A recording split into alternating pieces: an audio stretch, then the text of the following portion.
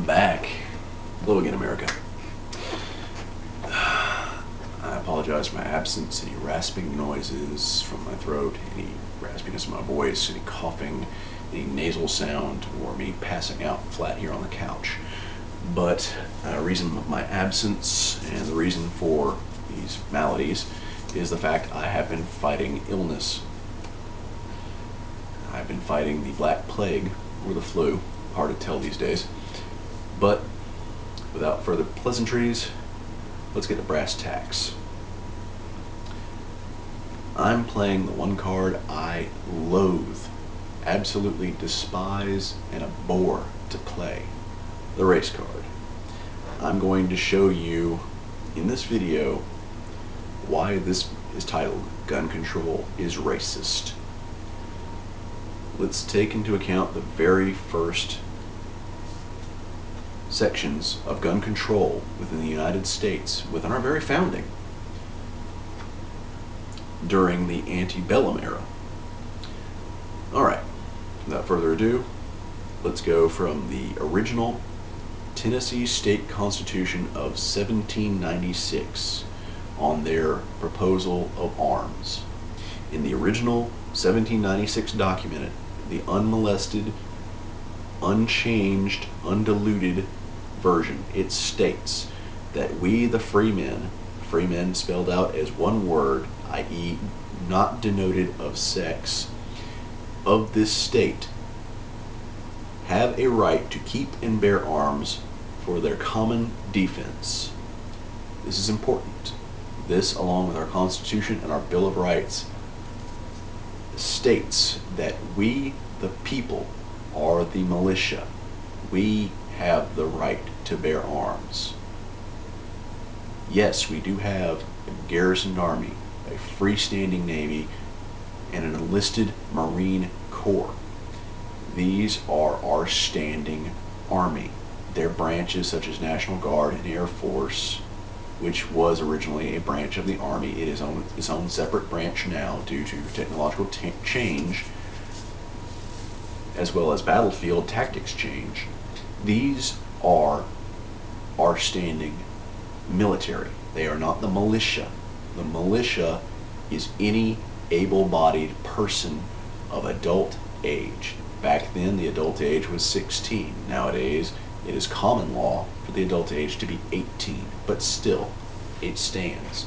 We, the people, civilians, are the militia. Let's take that statement is by no means racist, but let's see what it was altered to. In 1834, it was altered by those of the antebellum period, plantation owners in general, who had the floor, to this, quote unquote, that we the free white men, note the quote, the emphasis, white men of this state have a right to keep and bear arms for their common defense. That is the first time that racist gun control, elitist gun control, set forth by the plantation mind government of the state of Tennessee, or really any state of the Union, was set forth. Within the same year, North Carolina Supreme Court ratified this into law. Quote unquote, that if any free Negro, mulatto, or free person of color shall wear, carry about on his or her person, or keep in one's house any shotgun, musket, rifle, pistol, sword, dagger, or bowie knife, unless he or she has obtained a license therefor from the Court of Pleas and Quarter Sessions of his or her county within 1 year preceding the wearing, keeping, carrying, or possession of, he or she shall be guilty of a misdemeanor and may be indicted thereof. Well, that genuinely is a racist law against arms. But let's stop for a second and take the race out of the issue. Does that sound familiar? Yes, that's right, America. That's the first case of arms registration. In this case, it was a racist arms registration, as they oft are. And in this case, it was one of the first in the world for genuine arms registration of firearms. Our nation, the first, I should say, to be more concise, the first of our nation.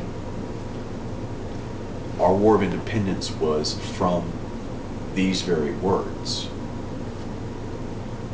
The Civil War was not from these words originally, but it became of these words. Let us take note that Second Amendment supporters such as myself and others of good conscience will state that any and all registration will always, invariably, and without question, lead to confiscation. Whether it be race-based, sex-based, or otherwise. It is proven a point, a simple fact of the other nations. Let's take a look at 20th century examples. Let's take a look at Germany, of China, of Soviet Russia, Soviet era Russia to be precise. Let's take a look at, take a look at Mexico, where citizens aren't allowed to own firearms. In all of these nations, registration of a firearm eventually gave way to confiscation of said firearm. And each and every event, Nazi Germany, Soviet era Russia, post-World War II, China, Philippines, Mexico, the confiscation of said weapons led to wholesale slaughter of the subjugated people. It's a very simple process. Registration leads to confiscation. Confiscation leads to subjugation. It's only one more natural step from subjugation to slaughter. If a government sees a subject as undesirable, it'll go out of its way to say, no, eliminate that person. Stalin himself was quoted to say that one death is a tragedy, 1 million a statistic. That's exactly how our anti-Second Amendment, or anti-any amendment for that matter, politicians think. They choose to go through legal process, although they abuse the term, to disarm us. They abuse letter of the law and confuse spirit of the law. They obfuscate facts. They wish to tell us this time will be different, that, we want a gun registry, but it won't lead to confiscation. When we have proof, time and time again, that registration always leads to confiscation. There has yet to be a single nation that registers firearms that has not confiscated firearms. Thankfully, there have been nations that have confiscated firearms that have not completely and utterly subjugated and subsequently slaughtered its people. Granted, 9 times out of 10, those who have disarmed their populace have turned their general civilians, which we are civilians, into subjects. They are subjected. They have no real political clout or power. No, in those nations, their current political power is all their political power. It cannot really be usurped. You can attempt, but when it comes down to it, it's delegated. It's something that the civilian populace has no genuine control over it. Unlike the United States of America, where the civilian population does have genuine control. We have the ability to communicate with our senators, our congressmen, our president himself, and say, no sir, or no ma'am, I do not believe in this, and I am not the only one. we have the ability to do that. That's a very beautiful thing. It's a very powerful thing. We can't let it go to waste. I've been encouraging you to write your letters. I've been encouraging you to write your emails. I've been encouraging you to make phone calls to your elected officials, and you haven't let me down. I'm very proud of you, but we've got to keep it up. We have to put pressure on them. Otherwise, we will lose. We've got to continue. Now, let's get back to the issue of gun control being racist. Let's provide an American 20th century example. By such, I mention the 1934 National Firearms Act. 4 years hence from 1934, or previous I should say, the Roaring Twenties and Prohibition came to an end. With the end of Prohibition, gangland violence saw a sharp decline for the fact that Prohibition, while enacted, turned citizens like you and me into criminals by proxy. It did it over the scheme of alcohol. Well, we saw a different kind of prohibition in 1934, one with racist overtones, the National Firearms Act. What do I mean by racist overtones? Well, it determined that firearms without a genuine sporting use were to be considered NFA items. Pistols became very, very close to becoming National Firearms Act items. In its first revision, the NFA actually considered pistols as non-sporting use and would have classified them and made them taxable. There would have been a registration for every single pistol nationwide. Well, let's take a look at the racist origin of it. Mainly, one specific racist origin of many. This weapon type I mention is known as the short-barreled shotgun by nomenclature of the National Firearms Act. Its original nomenclature was Italian. It was known as, in the native tongue of the Italians, the lupara. Translated directly into English, this means for the wolf. It was basically the design of a inexpensive, usually double-barreled shotgun, cut down at the barrel to make it quicker to wield in case of dangerous game such as wolves, bears, or other predatory animals which would quickly end a hunter's life. It wasn't generally used as a hunting arm, mainly as a defensive arm. The hunter often went out with a rifle or a shotgun of a longer barrel to take wild game to feed his family. Understand, this is 1934. Electricity had not hit every municipality yet.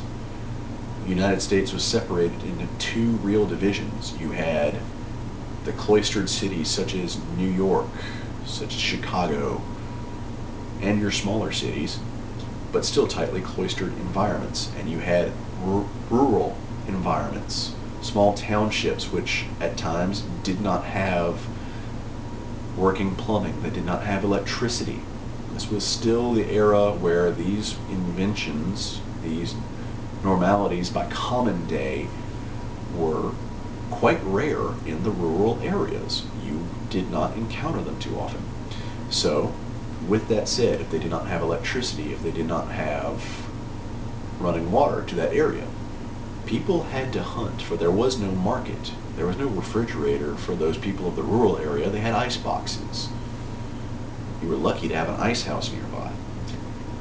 The hunter went afield with a longer gun, but in case of dangerous game, brought a lupara. It was small, it was compact, it was light, it was inexpensive, and it provided all the defense a man or woman needed against wild animals, such as coyotes, wolves, or boar.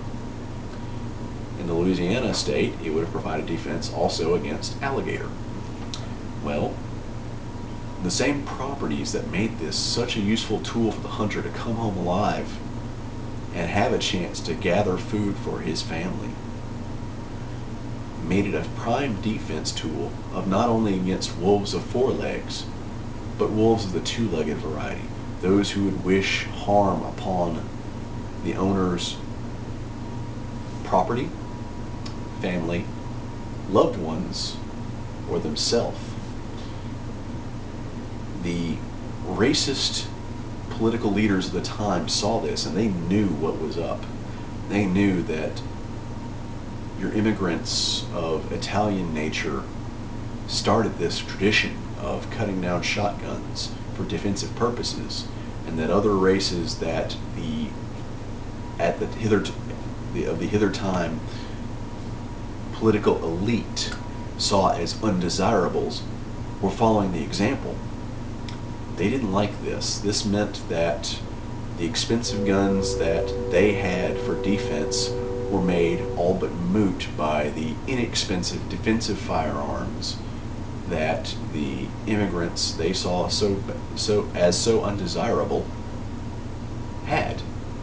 They wanted to disarm them, and that's exactly what gun control is. The National Firearms Act, gun control, is in fact group disarmament.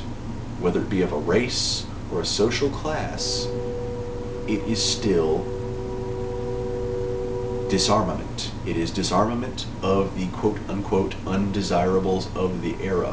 Whether you not be rich, not be politically powerful, or in this case, not be white. They wanted you disarmed so they could basically treat you like a subject. Well, despite our best passings, our best musings, our best coming together of the era, this law was passed. They're trying to do the same thing. The Lupara of that age was the musket for the Minuteman of his era, of our nation's founding.